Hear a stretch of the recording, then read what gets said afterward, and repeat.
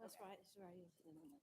I pledge allegiance to the flag of the United States of America and to the republic for which it stands, one nation, under God, indivisible, with liberty and justice for all.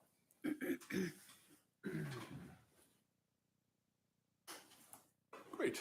I'd like to call the Planning Commission meeting to order for the October 26th date. It looks like all the commissioners are here except for Samit. And the first item is to go through the consideration of the action minutes from last time. Anybody have any comments on those? Yes, I do. Last time we spoke at some length with regard to the timing of changes to the UDC.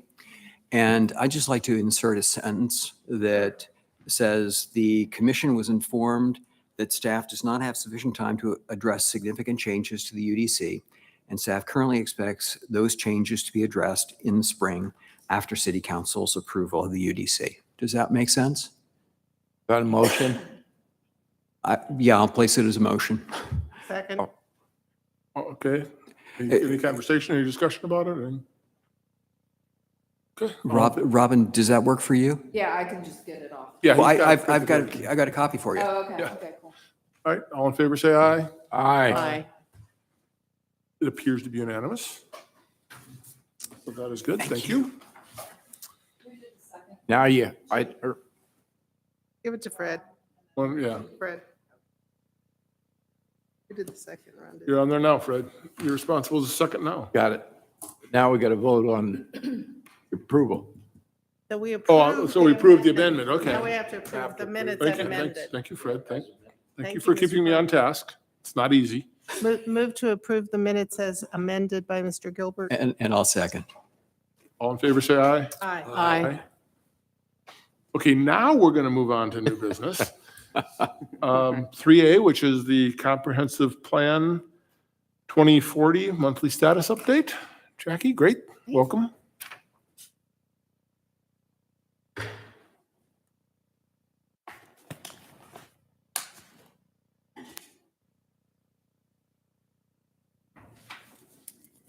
All right, good evening, Commissioners. Evening. Tonight, I'm providing you with another set of monthly status updates on our comp plan projects. So, and my colleagues, Emily Schnary and Michael Cardamon are also here to present their respective projects, the flag lots and Deerfield character area narratives. So we're still projecting to complete most of these projects on time. There may be slight delays on the starting date of some of the projects, but nothing significant that may affect the overall project timeline. With, of course, the approval of the fiscal year 23 budget, I'm expecting more projects to be implemented in the coming months. So we have one new completed project and then 32 active projects to date. For the completed project, I'm happy to report that Public Works Department completed its project on evaluating impact of McGuinness Ferry Interchange on overall City of Milton traffic flow with concentration of peak times and off-peak times. So this project is actually slated to be completed in 2024, but the team was able to finish it ahead of schedule. For our land use project updates, for the Arnold Mill Small Area Plan, staff had preliminary meeting with consultants early this month. The group revisited the visioning study that ARC developed for us in 2014 and the Arnold Mill character area narrative which is found in the comp plan. Of course, these two documents are very critical in the formation of the small area plan. So in the next few weeks, staff will be working closely with consultants to develop a scope of work, timeline, project schedule. Also, it will include public engagement plan and identifying community stakeholders. We will present our analysis probably in the coming month, if not November, maybe December.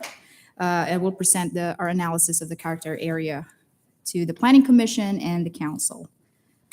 Second, larger lot zoning. We've explored applicable incentives for larger lots, but for the next Planning Commission meeting, Shubha Jangam will provide an overview of this project. So that's next month. Lot widths, Michael will present to council for approval of the text amendment on November 7th. So that's the last, I believe that's the last step in the text amendment process. Also, we're currently finalizing the list of stakeholders for the urban growth boundary.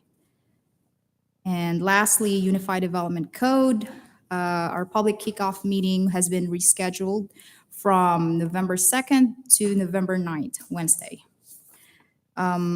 We are compiling all the edits and we'll be sending them to Caleb to be incorporated into the UDC draft. So. Next slide, I've listed here all the active economic development projects. I'll read it. First is Seek Broadband Ready Community Designation Certification through DCA. We also have Develop Marketing Plan for Milton, Enhance Economic Development Website, Pursue on Tax Incentives that may be a part of the Economic Development Marketing Plan. We also have Collaborate with State Organization for Tourism and Agritourism. And lastly, proactively focus on the Deerfield character area using the RKG study as a roadmap, which Emily Schnary is going to present to you shortly. Excuse me, Jackie. Yeah. We have some things in here like developing a marketing plan. Don't we have another work stream that's focused on developing a brand for Milton? Yes, so that's for the placemaking and branding projects. So we are actually working on that. I think we've already selected the consultant that will do that project. But next month, Anita Jupin, who's our economic engagement manager, she'll be here to present all of that, like the branding study and all the economic development initiatives. Okay, it just strikes me that the brand discussion should proceed. Should, yes, Yeah, yes. okay. I'd like to go back to one of the initial projects, the McGinnis Ferry study. Okay, So I'd like to understand kind of what was done for the on outcome. that. Yeah. Yes. I would, I'll ask Sarah Leaders because she's the one that managed this project. But yes, I would love to provide an outcome. Is that something that we will invite her to speak? Okay, Okay. that'd be great. Yeah, Okay. that's a fairly large impact area. Mhm. Just to kind of see what's the outcome of that Mhm. evaluation. Yeah. Okay, let me write it down.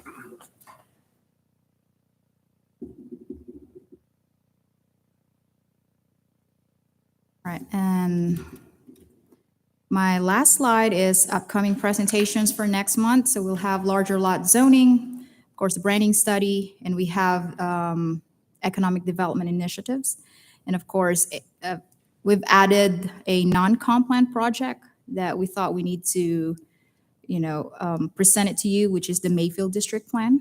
So we have a planner that will explain the details of this project.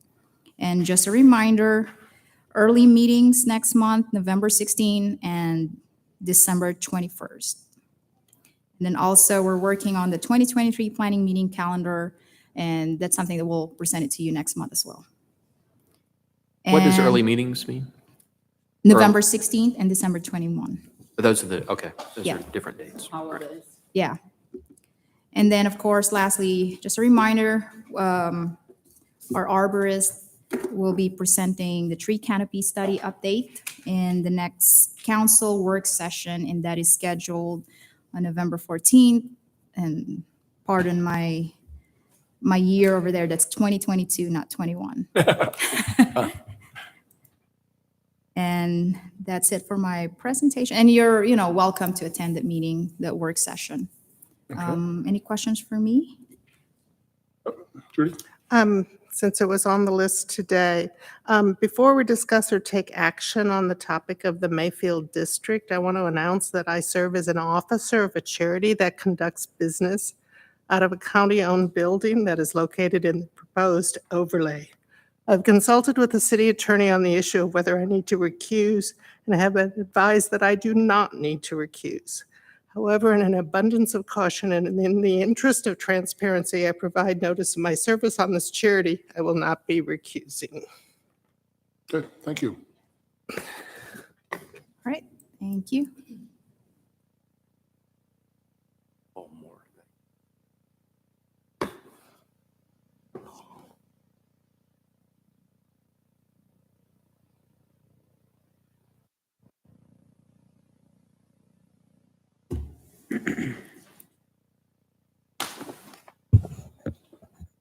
Good evening, Good evening, Planning Commission. welcome. I'm here to present a land use project outlined in the 2040 Comprehensive Short-Term Work Program. Perform due diligence to implement restrictions on flag lots. During the Comp Plan Advisory Committee meetings, this project was outlined as a year one priority. During the CPAC meetings, the common theme was the need to preserve rural Milton, the hobby farms, the equestrian livestock that is so important to the fabric of this city. What we're doing here tonight is to present these findings to Planning Commission on flag lots. The definition of a flag lot means a lot where frontage to a public street is provided via a narrow strip of land forming a pole or stem to the buildable portion of the lot. Some additional background on some neighboring cities: Roswell, Alpharetta, and Sandy Springs all prohibit flag lots. Staff is proposing flag lots shall be prohibited in the city of Milton. After industry feedback, staff is proposing a 5-acre exception. Our thinking was, what if a property owner wanted to parcel out one flag for a family member? That's what really motivated staff to go down this route. Staff felt 5 acres was the appropriate size that would create enough separation from other parcels if a single flag lot was created to keep the integrity of the rural theme in place. Staff really analyzed everything when we came up with this proposal, and we really determined the only way to preserve large lots in rural Milton was to prohibit flag lots in Milton with the 5-acre exception.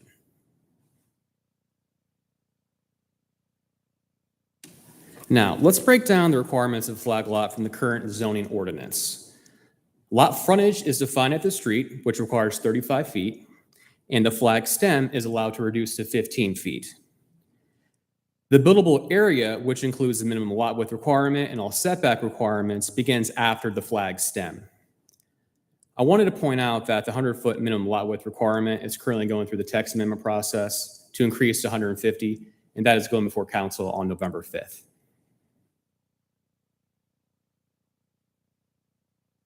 I'm going to go into detail on some flag lot concerns. First, odd lot placement. A lot of these lots are typically stacked behind each other where all 3 homes are in a row. If you're sitting on your front porch of a flag lot, you're looking at the back of somebody else's house and not the street. The lots in the rear are pulled away from the street and lack a strong relationship to the street and overall neighborhood character. If a house is on a flag lot that's 600 feet in length, it's going to have less inviting overall neighborhood characteristics than a traditional lot that's closer to the street. The stem of the flag is allowed to count towards the minimum lot size requirement, lowering the overall buildable area. Flag lots typically use a shared access easement where all 3 homes share a common driveway. This lowers the privacy for all 3 homeowners when it comes to ingress and egress. And keep in mind, the common driveway is located in the flag stem, which is also located right against the property line. So we're thinking about the neighbors that aren't associated with that flag are going to have a common driveway typically right against their property line. And finally, increased travel times for long excluded flag lots when it comes to emergency vehicles due to distance from the street and length of the driveways. Before diving into more flag lots, I wanted to give an example of a traditional 3-lot minor subdivision. As you can see, the 3 lots are rectangle in shape. The house footprints are built side setback to side setback, and the extra room is either in the front or rear of the property.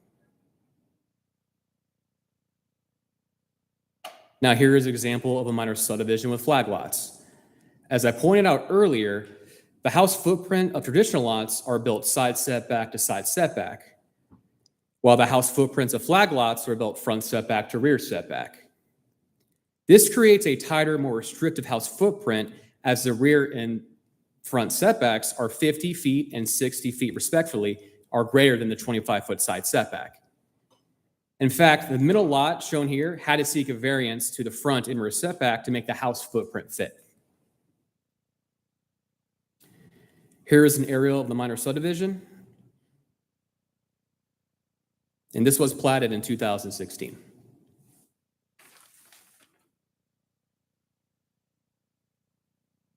Another point I want to circle back to, which is one of the concerns about flag lots, is the flag stem and overall lot size.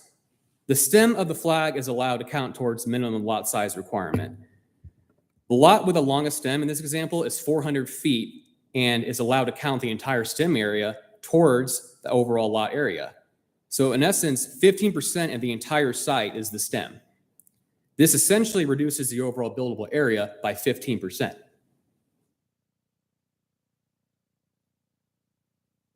Here's a map that staff created showing every flag lot in the city of Milton with an overall total of 408 flag lots. Yeah, a picture says 1,000 words. Right? Yeah, nice. Staff took the liberty of researching every flag lot in the city based on character area. And the two areas that were more prone to flag lots were Central Milton at 290 and Birmingham at 86.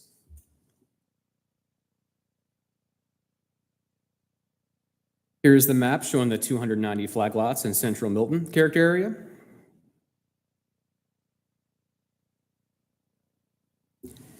Here's the map showing the 86 flag lots in the Birmingham character area.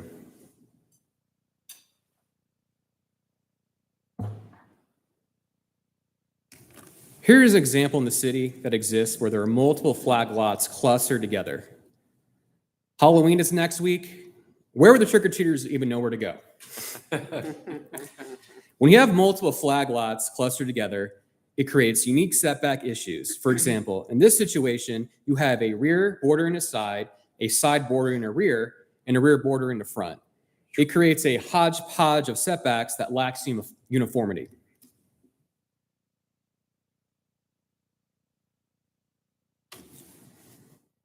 This is our staff summary, kind of breaking down what staff proposed you today. Staff is proposing flag lots shall be prohibited in the city of Milton, excluding the 5-acre exception, which includes minimum lot size of 5 acres required to create a single flag lot from the subject property. In the final two slides, staff thought it'd be a good idea to circle back to the minor subdivision you saw earlier in the presentation. Before it was platted into a minor subdivision in 2016, it was one large 3-acre parcel. The large lots are what we are trying to preserve here in Milton. Staff wanted to find a 3-acre parcel that is currently a horse farm in the city of Milton. And this is the example we found.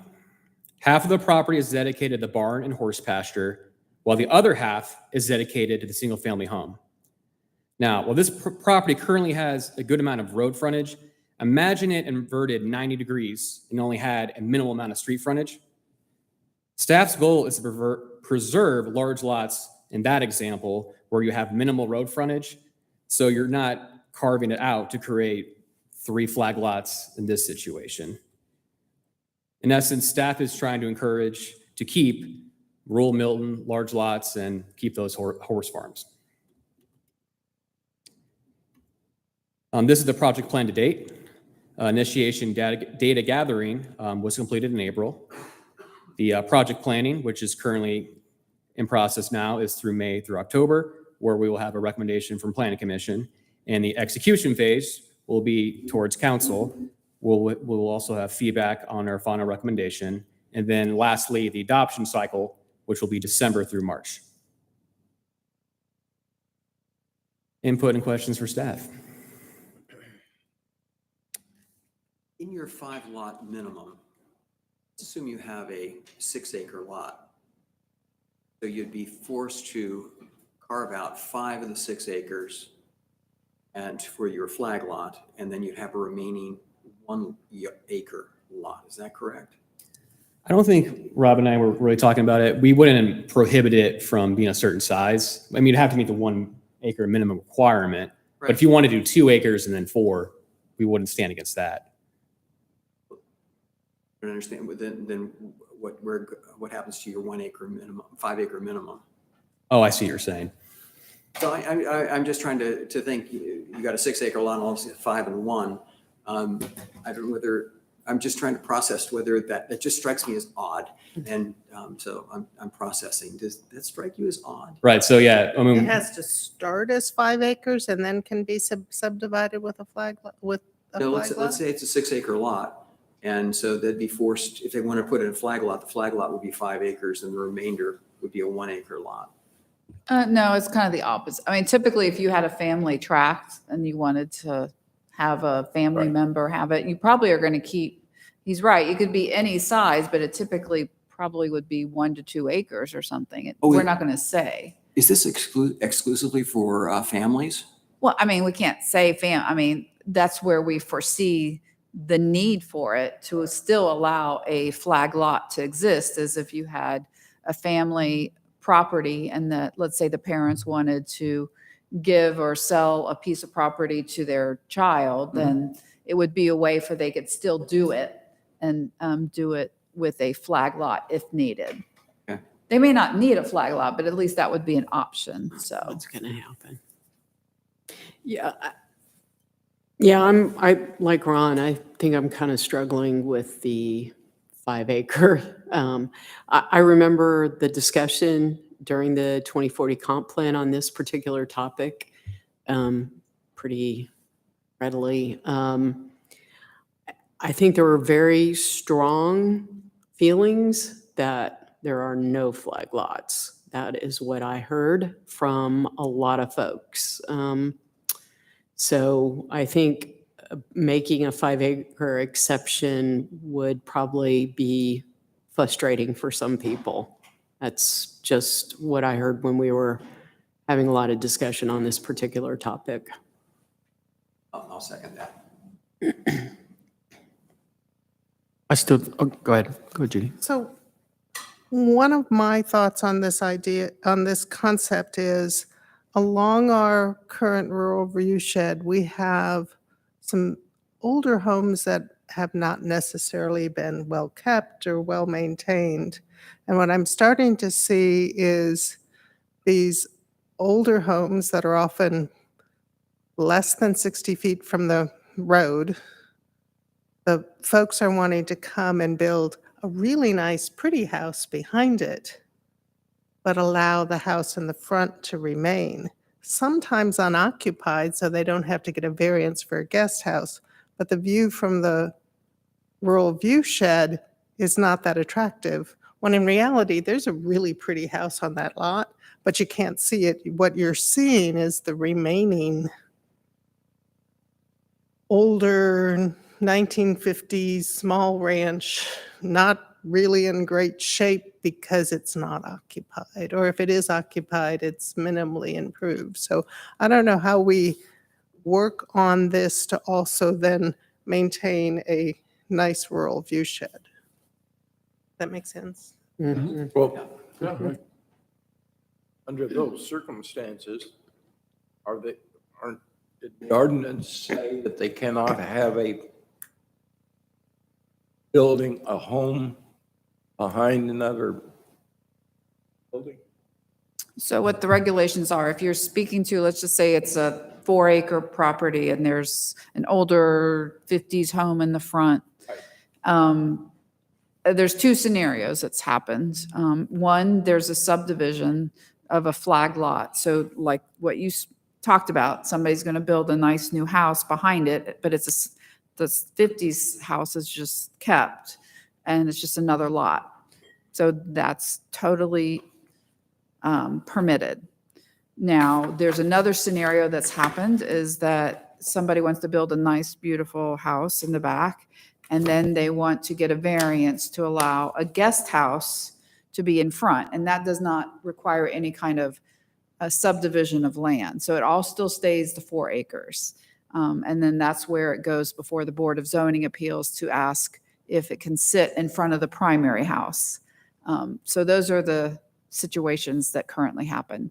I mean, other than trying to be more diligent about, there's an international maintenance code for housing. I mean, there's not a lot we can force people to do. So like if the roof is falling in or if it needs painted, those kind of things we can require them to maintain it. But just because it's a 50s house and it's not your favorite style, we can't really do much about it. So other than maintenance. No, but you have to still get the zoning, like you were saying, Robin. So that I've seen many of those come in front of the design review board as well. So it's like, once Right. again, it's kind of like the pool thing, because the lot's wrong. I can't really build on it, but then here we come with a variance. This was my deal about the whole plat scenarios is that, if the terrain doesn't allow for proper placement of a home and then you end up, they come back for variances, to me, you get in this really circular process. And I think that is a process we've been in before, and I've seen that many times. So that's all I think can that's a say. That's a good point. If it does go for a variance for a guest house, I think there's more latitude of the BZA to ask them to improve the facade or make it more consistent with the rural view shed. But if they're just doing 2 lots and they keep the older house in the front and they create a lot for the back, there's not much we can do other than property maintenance, so. Well, and just a question too, if, to address the family issue without having the separate 5 acre, if a family really wanted to do that and we did not include the exception on the 5 acre piece, is that something that could be done through a variance, or is that not at all a possibility? No, once we get rid of the flag lot, there won't be any variance to it. You couldn't create a flag lot after we get rid of it. Okay, I was just wondering if that was a way to simplify it. Well, why can't you have like a family farm designation? We do it for other stuff. I mean, if that's the issue, then maybe we should look at that. Because I think the flag lot situation's been abused, frankly. I agree. So with the large lot incentive, when we were discussing this topic, the 3 acre minimum is kind of the magic number that you can start to do a lot of creative things. So let's say if you had a 6 acre parcel, you don't need a flag lot because you can, let's say it's a rectangle and the shorter end is along the street. You can just cut it in half and then have what we now call a shared modified driveway. That's basically an easement, and there's no frontage required for that back lot anymore, so long as they're both 3 acres. So I think we were just looking for an option for those parcels that are less than 6 acres where you could possibly do it. But obviously we'll take your recommendations and put those into consideration, and we're understanding. Is there a way can you see how many parcels are like between that 5 and 6 acre range? Yeah, we Have can do that. some research on that, yeah. We can look into that. That'd be helpful. And this will come back to you again. This is just like an introduction. So this is not the text amendment itself, but that's a great idea we can look at. Michael, in the other towns that you mentioned, Alpharetta, and I think it was Roswell that prohibit lots, do they have an exception for the family as you were talking about here? I know Roswell doesn't. No, I mean, once they get rid of the flag lot, I mean, and I don't know that Alpharetta does. I doubt it. So, and I think the point that we were saying, because some people will say, well, Roswell and Alpharetta is different than we are, but I think we wanted to make that point to just state that it doesn't take away people's rights, property rights. So many cities have stopped allowing flag lots, and there's not a negative result from a land use standpoint. So, Yeah, it's be good to know how many people are really impacted by that, 5 and 6 acre piece. I think that'd be great. And nice visuals, by the way. Thank you. Nicely presented. Thank you. Appreciate it. Yeah, Emily helped with the maps and Okay. should definitely be next. our GIS guru. Yeah. Thank you for simplifying it for us. No, absolutely. All right. All right. Any other questions? Thank you, Michael. Thank you very much.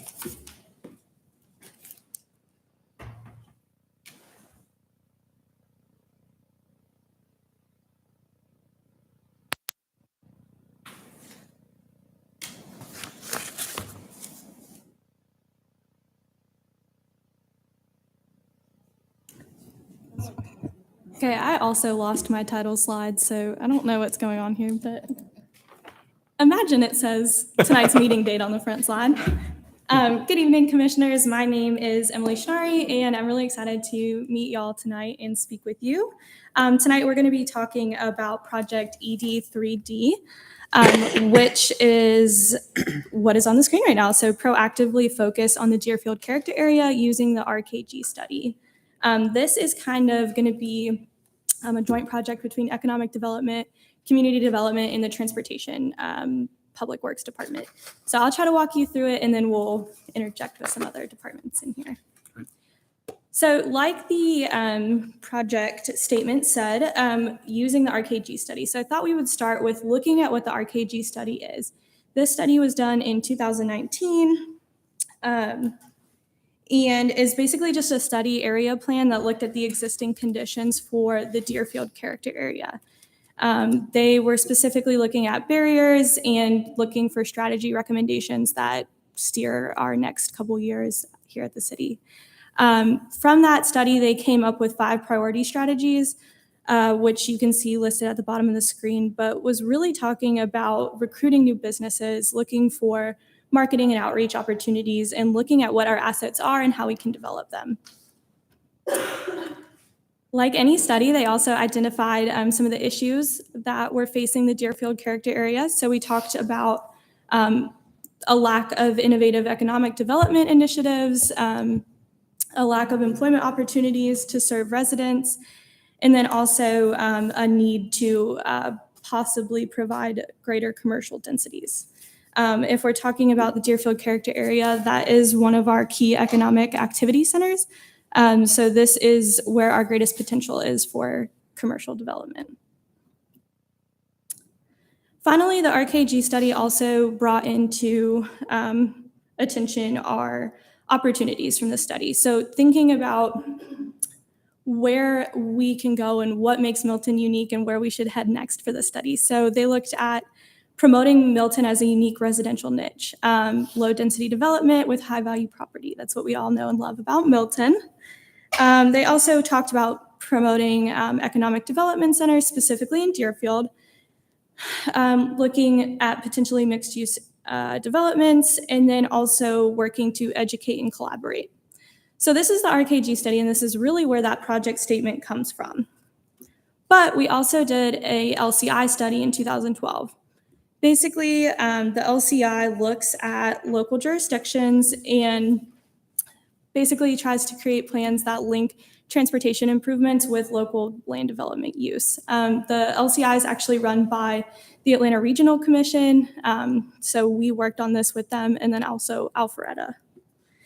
Basically, from this study, we got a clarified vision and market potential for the 400 Highway 9 corridor over there.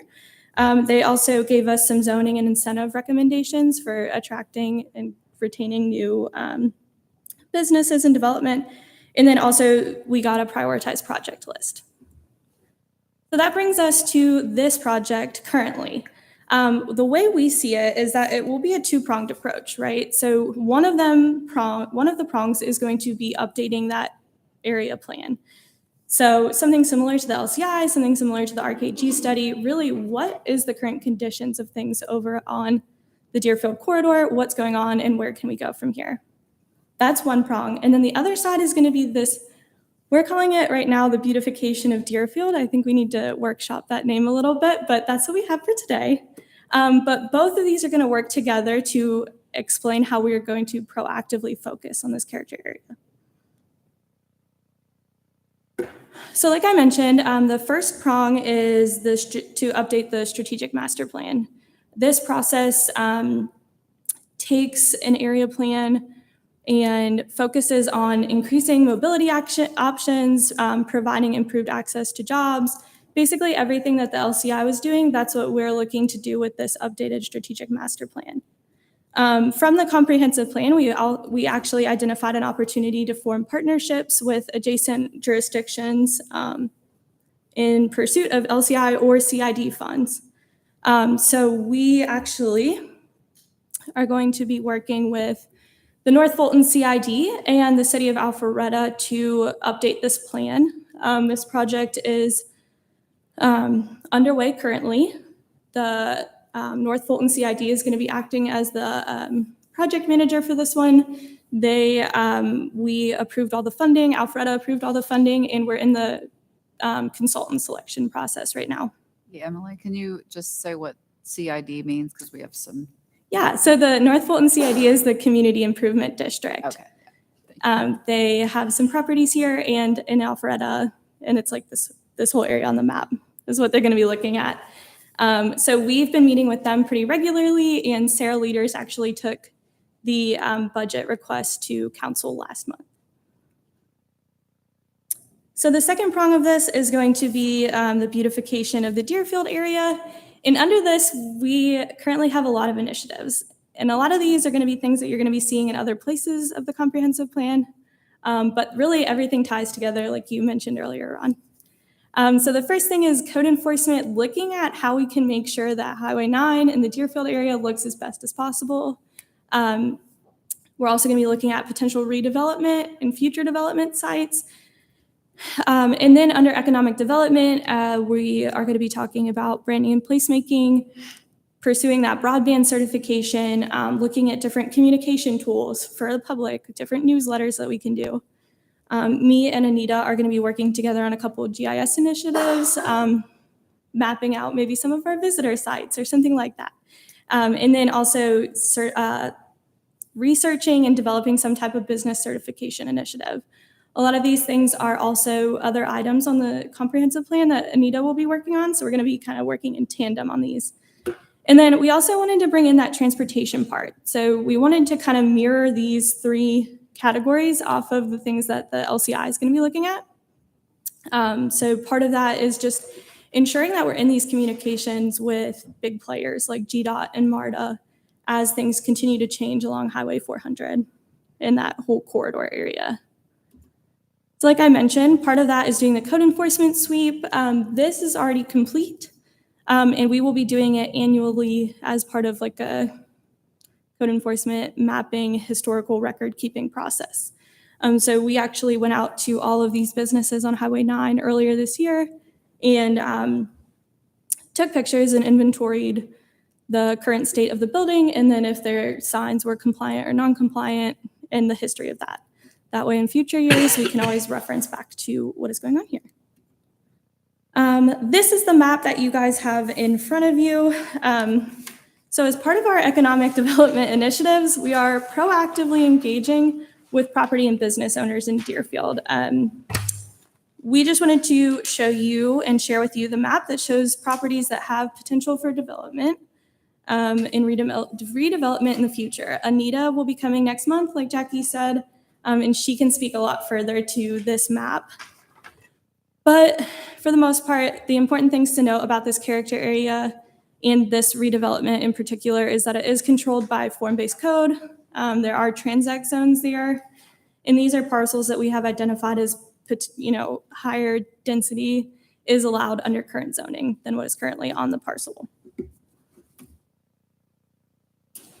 So just from here, our next steps, like I said, we're going to be working with the North Fulton CID to conduct an existing conditions assessment and their consultant, as well as Alpharetta. We're going to be hosting some public workshops regarding the area plan over in the Deerfield corridor. And then as far as the beautification of Deerfield portion, like I said, Anita will be here to be speaking with you next month. And in that time, she should have an update as well on the branding and placemaking contract. And then we'll be continuing our communication regarding that development map that you received. guys have any questions? Sorry, that was a lot of information. Would you say that next month, Anita's going to talk about more specifics? She's going to really nail down a lot of the economic development portions of it. She's out of town tonight. As part of that, I'd be very interested, because the city of Alpharetta just approved this month a major investment Yep. just off this map along Windward Parkway east of Deerfield.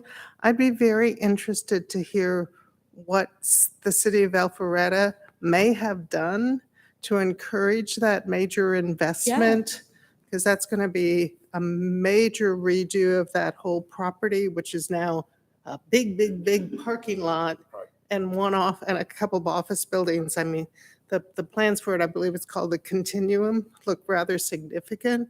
But I'd be interested to see if Alpharetta played any role in attracting that investment and bringing that, and what made that attractive for them to come. Yeah, and we can But reach out to them. And so I've see. been told it'll be almost like another Avalon. Well, I can have Anita potentially reach out to Alpharetta and come back with an update for y'all next month. I don't, my understanding, not really Avalon, more kind of workspace with some shopping areas. So I don't think quite, Less shopping area. yeah, it, more work-live sort of with some retail, but not like Avalon, no. Mm-mm. That's my understanding, since I do have a business in the city of Alpharetta, so I do kind of keep tabs on those things. Did I understand they're included in that plans as a hotel, though? Yes, that would be correct. Yeah, I mean, that's a big opportunity. We really don't have, there isn't really the type of hotel space for some of the businesses that are there. I mean, it's lower budget, unfortunately, but yet you have higher end. You've got 700 tech companies in Alpharetta, Roswell area. And those tend to be higher end jobs, but yet we don't have when people travel, the options are not there for people to stay. Fiserv folks can't even get a hotel usually unless they book a month in advance if they travel. A lot of their offsite. So yeah, it's really, there's huge opportunities there. So yeah, just problems, opportunities, but problems now, opportunities down the road.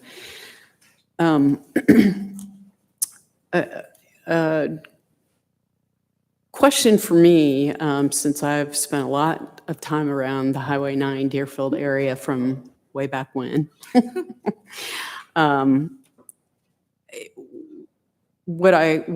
Couple things that I don't see that I think need to be there is there really has never been a vision, I mean, of what it should look like. Okay. So if I'm a big company, a corporate coming in here, I want to kind of see what's going to be there. What options do I have if I bring people here from New Jersey or from wherever to do business? They need to know, what's the area look like? What are you going to give me as far as employees for deals? I mean, I'm in Alpharetta, frankly, and I'll tell you why, because we have economic deals over there. Right. It makes it's a great deal for me as a tech company to hire people there. So, that's got to be part of the plan. We've got to have a vision.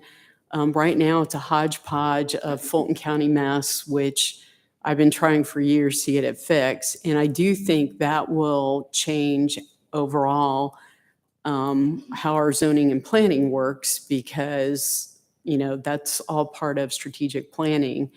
The other piece of this is, I mean, I see branding in that, but really what we are missing for this area, because it is unique and it can be a revenue generator if we really work towards it. And we haven't done that for since we've been a city, frankly, is that we have to look at this not as Mayberry, but as big city, meaning we got to have a heavy hitter that comes out of big corporate that can go sell this.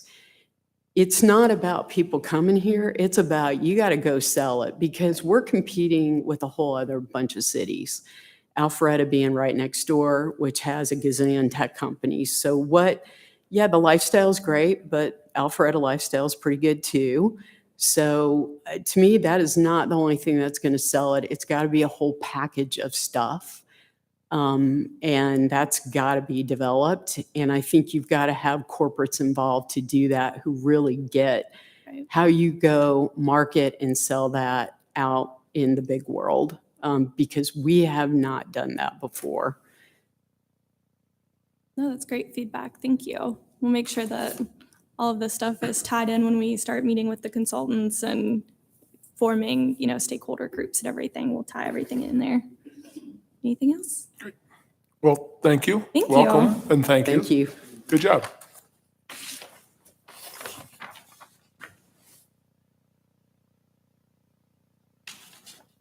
All right, now we jump into the old business. The training portion. Training that everyone loves. Good evening.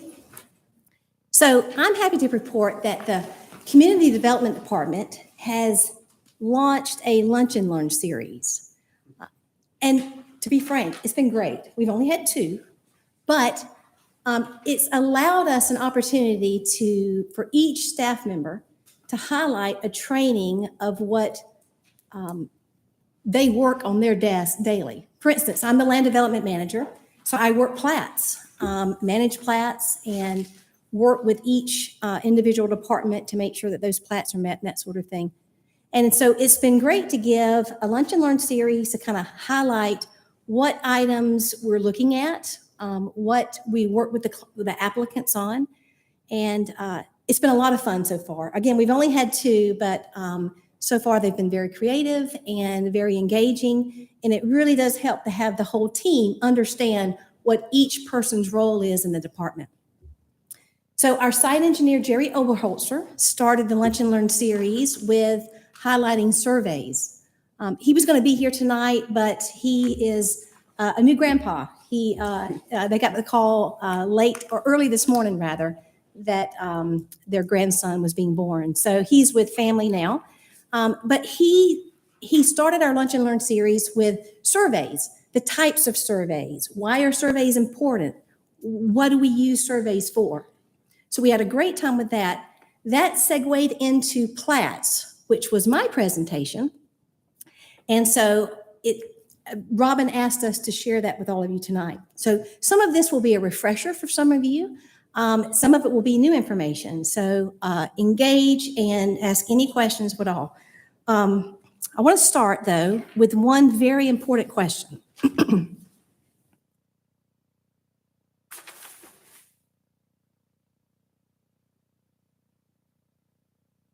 American feuds. What's the oldest thing that everyone fights over, feuds over? Think about it. It's land, it's property. We could argue that we've had land feuds since the beginning of time. Let's think, though, back to the Wild, Wild West, the cowboys and the Indians. They were fighting over land.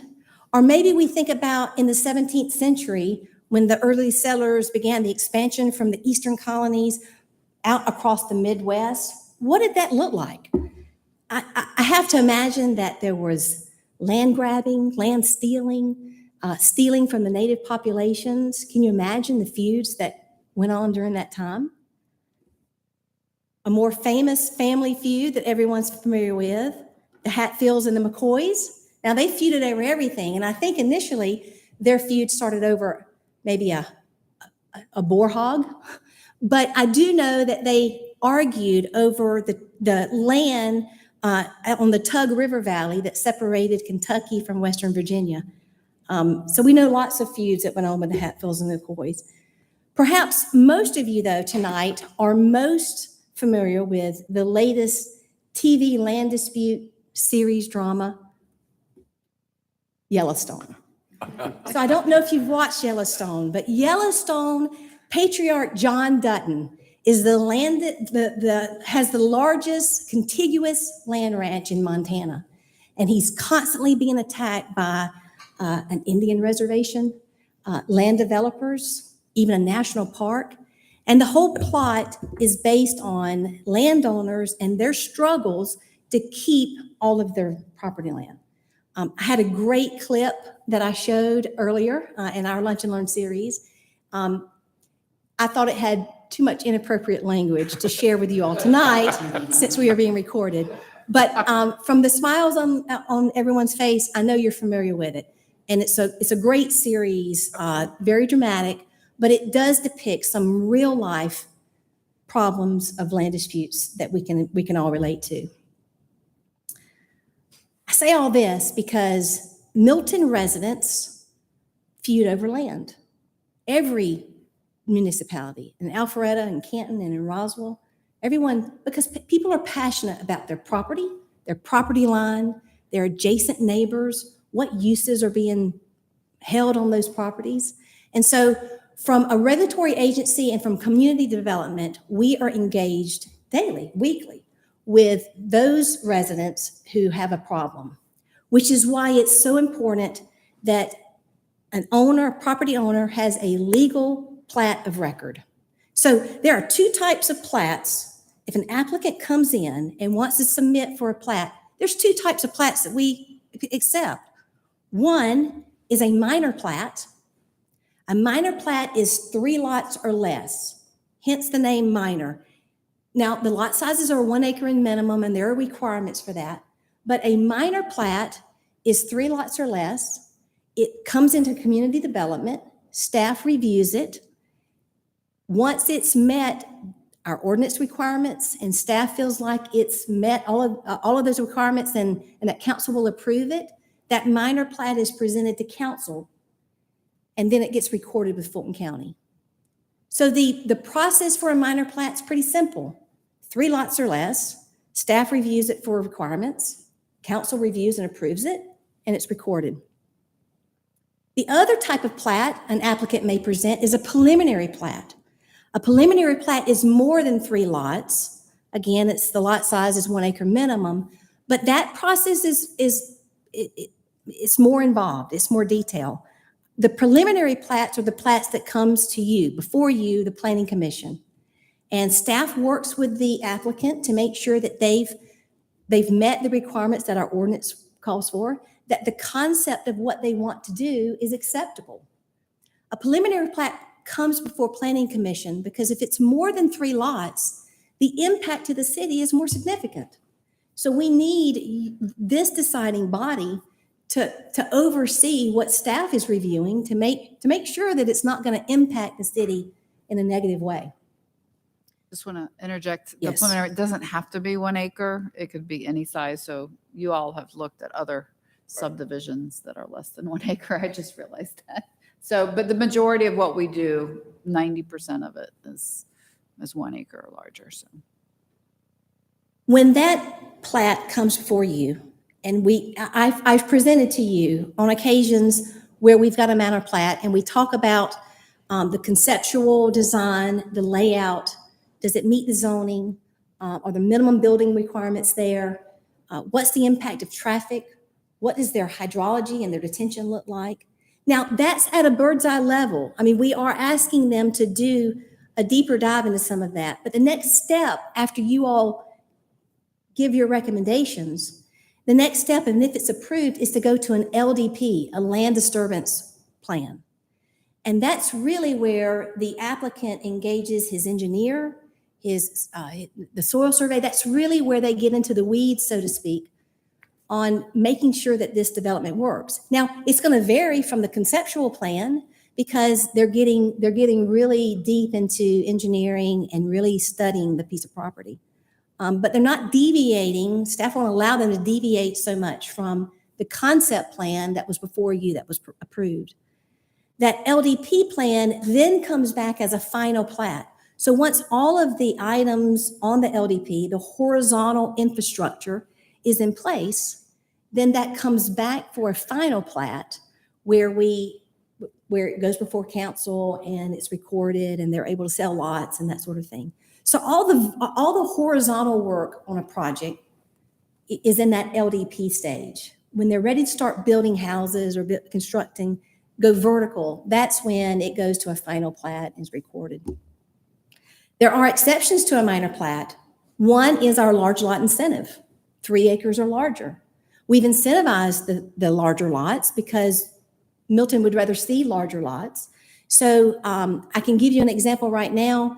A minor plat, large lot application or plat was the Homestead, where the old Trophy Club was at. Now that's got 32 lots. Traditionally, that would have been a preliminary plat that then went to an LDP and then had a final plat. As a part of the large lot incentive, we allowed them to incentivize the permitting process to be a minor plat. Now, they did what I like to refer to as a junior LDP. Because it's such a big development, we could not skip that piece of the process. So they did do hydrology and engineering and things like that, and we do have an LDP for that development. But it came in as a minor plat and was processed as a minor plat and not a preliminary plat. The other minor plat would be gravel roads. All of you are aware that any piece of property that abuts a gravel road has a minimum 3-acre lot size. And then we have a final plat, but the final plat is the last step in a preliminary plat. So again, if an applicant submits a plat tomorrow, he or she will be submitting for a minor plat or a preliminary plat. So that's the difference between the two. Again, this is just sort of showing you a graphic of what those lots look like. I'm going to step out now. I'd like to go to a PDF. I want to show you just a quick example of, bear with me.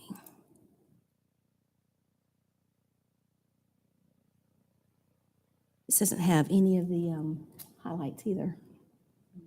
That's unfortunate. Let me see if I can. This would be a true example of a minor plat. This is a piece of property off of Freemanville that was once one large property, and they've divided it into 3 1-acre lots, 1 acre or more lots. So this would be a true minor plat where they're coming in and dividing this into 3 minor lots, a true subdivision minor plat, if you will. Another example would be a combination plat. So we can have a subdivision plat from minor plat, which is subdividing the property into 3 lots, or we can have a combination lot where this was once 2 pieces, 2 parcels, but they're wanting to combine a portion of this lot to make a secondary lot larger, to conform with our 1-acre minimum lot size. So a minor plat can be a subdivision of land, or it can be a combination plat in this scenario. A true preliminary plat that would then go to an LDP looks something like Little River Estates. All of you may be familiar with Little River Estates, located off of Taylor Road.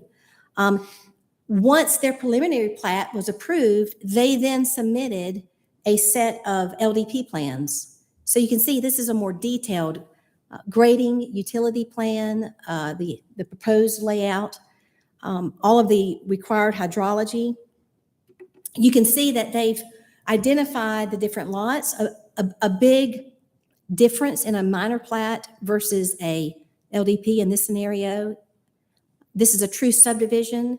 They have 3 individual detention areas that are on its own lot. They have a Public Works standard approved roadway, 50-foot right-of-way, a main entrance, all the proper setbacks. And we do look at those things from a minor plat perspective when we go back to the 3 individual lots. But you can see that each individual lot is going to handle detention on that lot. There's no common development requirements regarding detention in that sort of area. And similar to the combination plat, we're looking at just combining these two lots. Again, these would not go into a full depth LDP like this example here. Many requirements that we look at, we are looking at, I'll give you an example of the cover page that we're requiring on all. Oops. Hang on, I got too many of them. So we have here, each of our plats do have a cover page. They do require signature blocks. So the applicant, the owner of record, and the subdivider of the plat, we get their signature, their approval. We also present this to Fulton County. Fulton County is signing off for septic locations and or water availability to the site. All of these plats identify a flood zone to make sure that they're not in a flood zone, and if they are, they identify that on this plat. They're referencing a survey. The surveyor and the engineer who did the work, they're attesting that the information that they've provided is correct. Once we have all of these signature blocks and we present it to council and it's approved, it does go before Fulton County. The staff is recording these plats with Fulton County. That's done digitally. They acquire a plat book and page number at that time. So all of being a preliminary plat, a minor plat, all of this type of information is being collected and recorded. So it was a fun exercise. We have staff memos that we prepare and present to you all. It's our job to make sure that we summarize the requirements and the information on all of these plats and present it to you. It's essentially a who, what, when, and where of the property. And so we do that. You're familiar with the staff memos that are presented to you. Very similarly, a staff memo is prepared for final plats, but at council, those are presented with a presentation.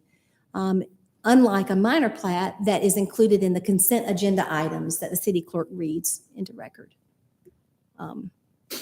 It's a quick overview of plats, the difference of plats. All of you are, again, pretty familiar with it, but it's been a great way to sort of educate staff on what we're doing. We went a little more in depth on some of the things that we're looking at from a plat. We present review comments to our applicants when things are missing or when things have not been depicted correctly on their plans. So it was a great, we continue. I think our next plat, Emily will be doing on GIS and maps and how and why GIS is important to community development, even to our internal applicant tracking software, CityView. So it's been well received. And so we wanted to share that with you all tonight. And I'll be happy to take any questions. I have a question. Okay.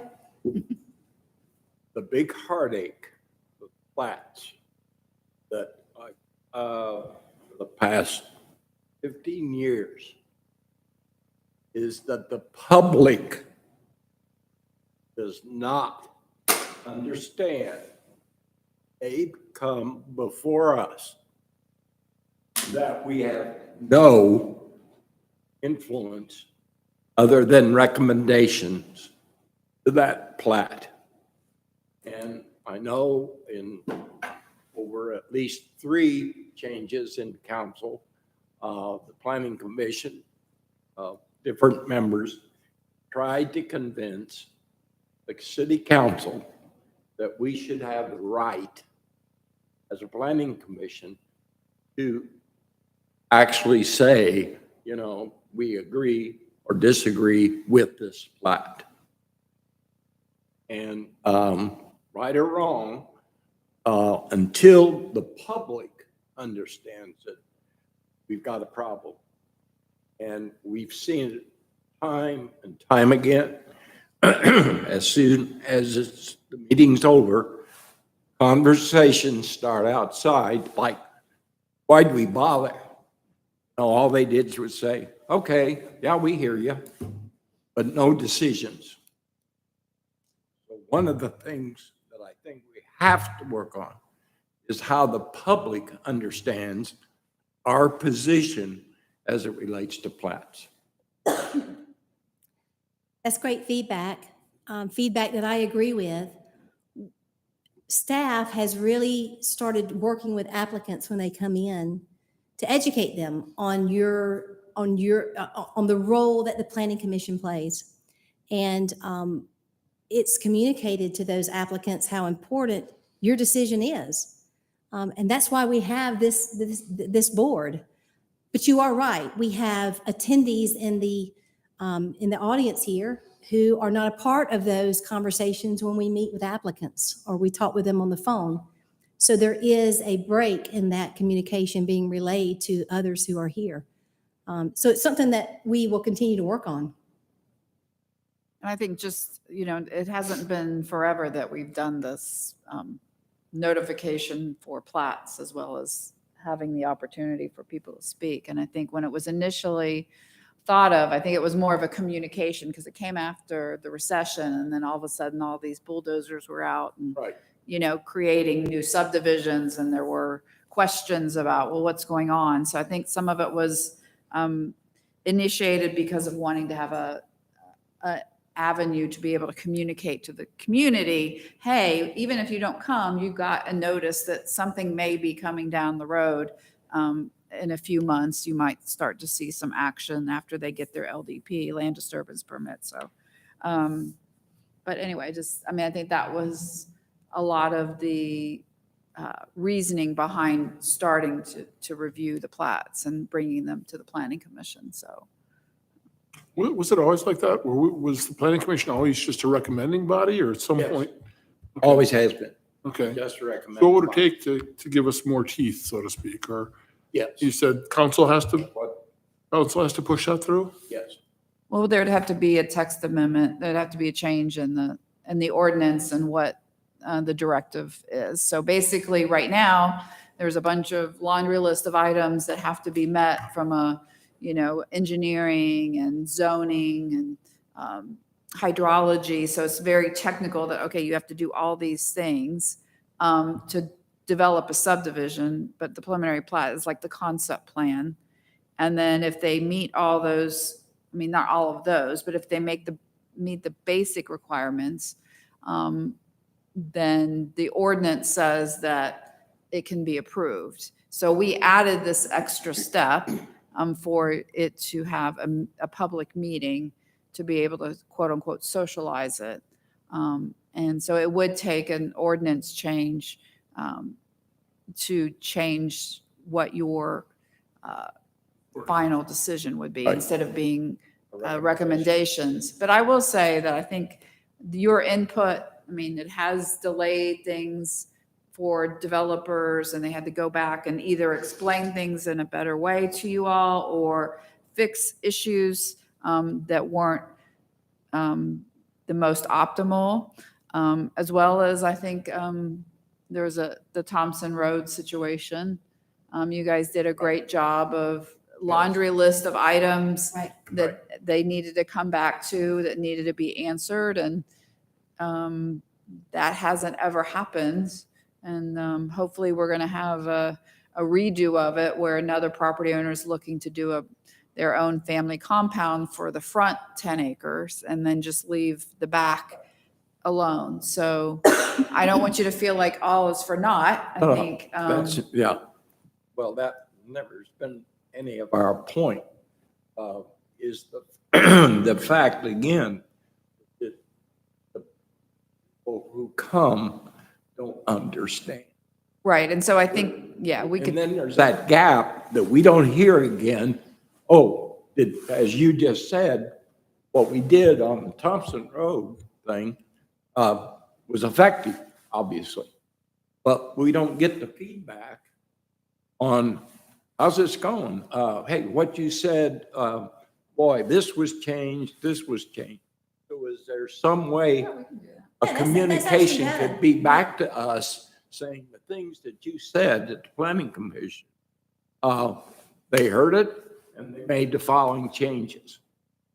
At minimum, that's a great suggestion. At minimum, to be able just to update you all as to what the next step led to.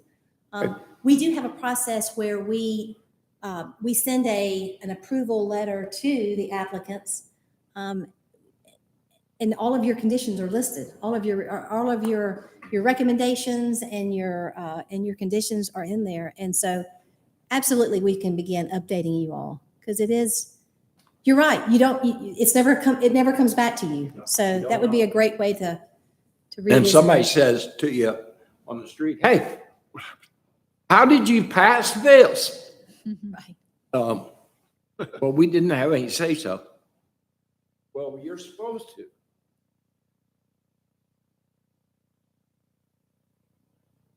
All right, good point.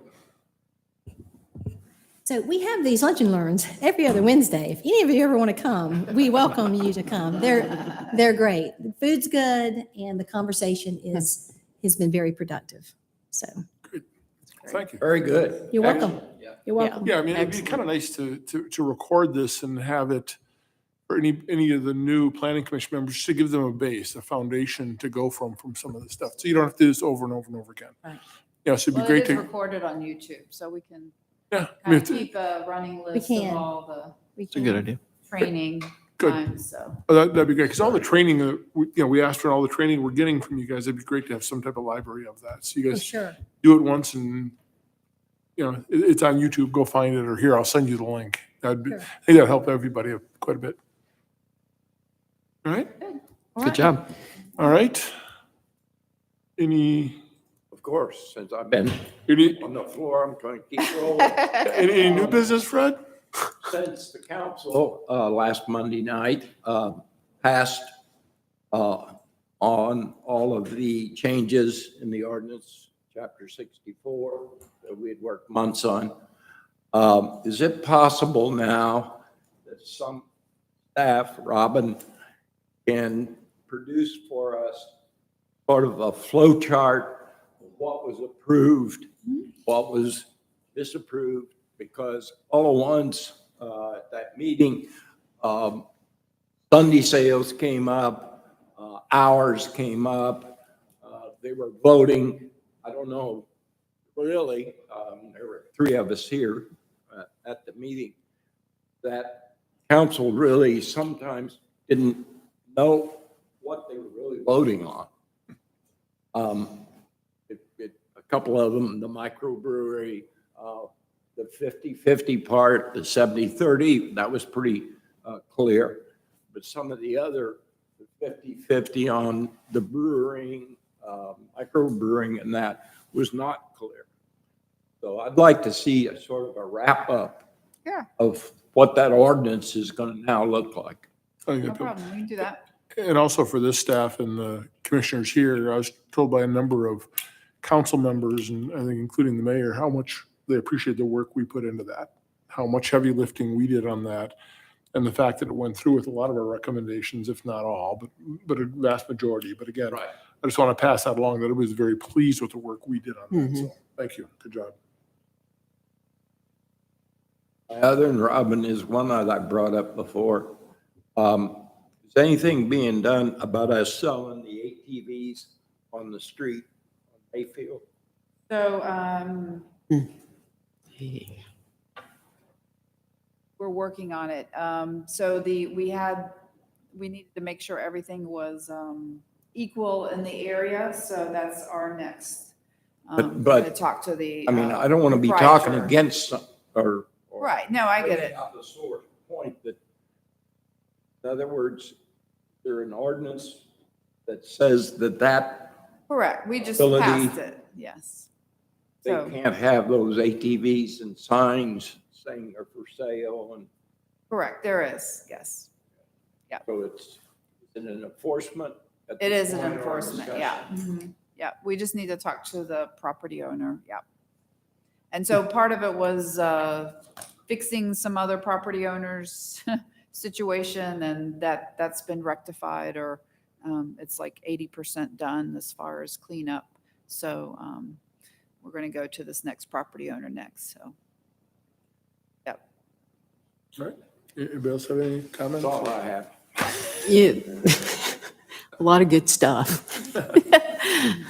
My only comment for the record is in addition to what Fred just had mentioned regarding Planning Commission. And it is, I think for me, and I know I've had feedback from others, I do see some benefits that the Planning Commission, and having seen other planning commissions operate, that I do think plat review and input that makes a difference is really important.